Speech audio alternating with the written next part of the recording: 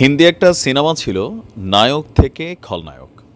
এই মুহূর্তে আমাদের সোশ্যাল মিডিয়া প্ল্যাটফর্মে যারা কিং হিসেবে খ্যাত আছেন, সাংবাদিক ইলিয়াস, পিনাকি ভট্টাচার্য, ডক্টর কনক সারওয়ার, বাংলাদেশের জুলাই আগস্ট অভ্যুত্থান ঘটানোর পেছনে অনলাইন কিং বা অনলাইন মাস্টারমাইন্ড হিসেবে তারা কিন্তু যথেষ্ট ভূমিকা রেখেছেন আওয়ামী লীগ সরকারের বিরুদ্ধে।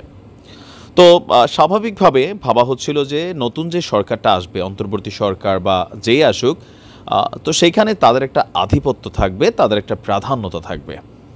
আর যখন আমরা দেখলাম সেখানে প্রধান উপদেষ্টা ডক্টর মোহাম্মদ ইউনূস, তো ইউনূসের সাথে হয়তো তাদের কমিউনিকেশন হয়তো সোজা না, কিন্তু ডক্টর আসিফ নজরুল থেকে শুরু করে বাকি যারাই ছিলেন তাদের সাথে একটা ভালো সম্পর্ক আমরা অতীতে বিভিন্ন টক শোতে বিভিন্ন সময় আমরা দেখেছি সাংবাদিক ইলিয়াস এবং পিনাকি দাদার। তো এরপর যখন সরকার গঠন হলো, ডক্টর আসিফ নজরুল ইসলামের পিছনে মোটামুটি ভালোই লাগলেন পিনাকি এবং সাংবাদিক ইলিয়াস। কনক সারওয়ার একটু অল্প পরিমাণে আছেন।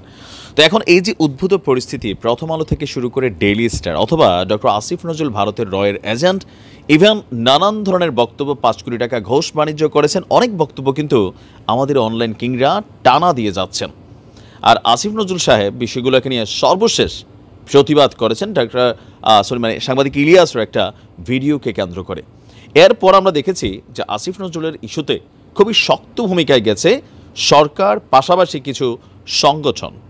আপনার সেই সংগঠনের মধ্যে আমরা যদি দেখি যে ধরেন ভিপি নূরের যে গণ অধিকার পরিষদ আছে এবং তার যিনি একজন অন্যতম মুখপাত্র আছেন রাশেদ আজকে যে বক্তব্য দিয়েছে, এই বক্তব্য শোনার পর সাংবাদিক ইলিয়াস এবং পিনাকি দাদার শরীরে প্রচণ্ড চুলকানি আসবে। রাশেদের তো ভাই খবর আছে, আমার কাছে মনে হচ্ছে আর কি। বলছে যে ডক্টর আসিফ নজরুল ইসলাম একমাত্র উপদেষ্টা যিনি এই অভ্যুত্থানের সময় একদম রাজপথে ছাত্রদের সাথে ছিলেন, একদম রাজপথে ছাত্রদের সাথে আন্দোলন করেছেন। ইভেন সরকার পতনের আগে যেই সময়টা নিয়ে ডক্টর আসিফ নজরুল ইসলামকে প্রশ্নবিদ্ধ করা হচ্ছে, ওই সময়টায় তিনি নিজের বাসায়ও ঘুমাতে পারেননি। আর এটা গণ অধিকারের রাশেদ বলছে যে তিনি এবং তার দল এটা ভালো করে অবগত আছেন।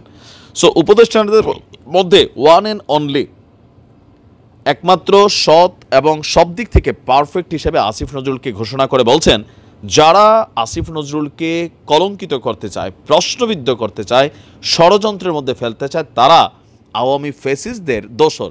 সবচেয়ে চমকদার লাইনটা হচ্ছে এটা যে আওয়ামী ফেসিস্টদের দোসর। তার মানে কি এই মুহূর্তে এমনকি এই ধরনের বক্তব্য আসছে যে টাকার বিনিময়ে ডক্টর আসিফ নজরুল ইসলামকে নেগেটিভলি আপনার একটা অ্যাপিয়ারেন্স দেওয়ার চেষ্টা করা হচ্ছে। তো সাংবাদিক ইলিয়াস বা পিনাকিদেরকে টাকা দিয়ে কিনা যাবে কিনা এটা নিশ্চয়ই কেউই বিশ্বাস করবে না।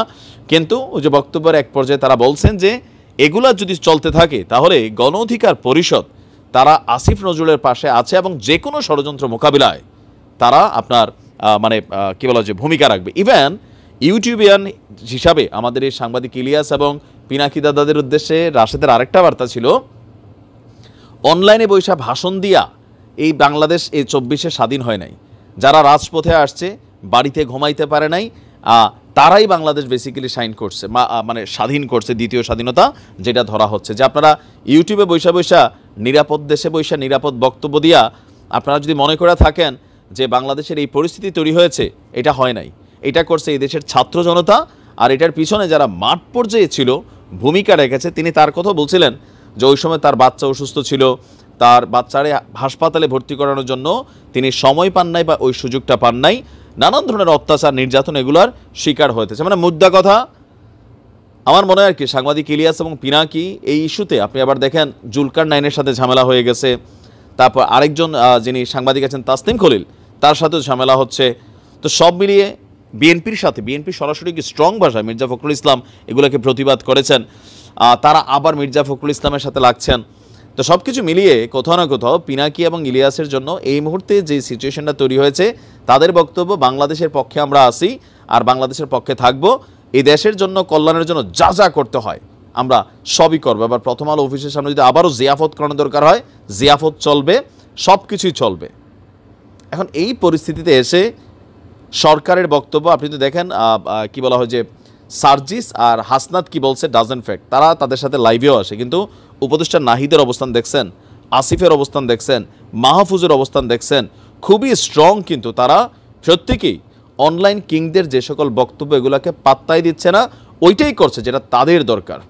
আর বরঞ্চ তাদেরকে বিভিন্নভাবে আইনিভাবে দেখে নেওয়ারও কিন্তু হুঁশিয়ারি দিচ্ছেন টেকনিক্যালি, যারা বুঝার তারা কিন্তু বুঝছেন।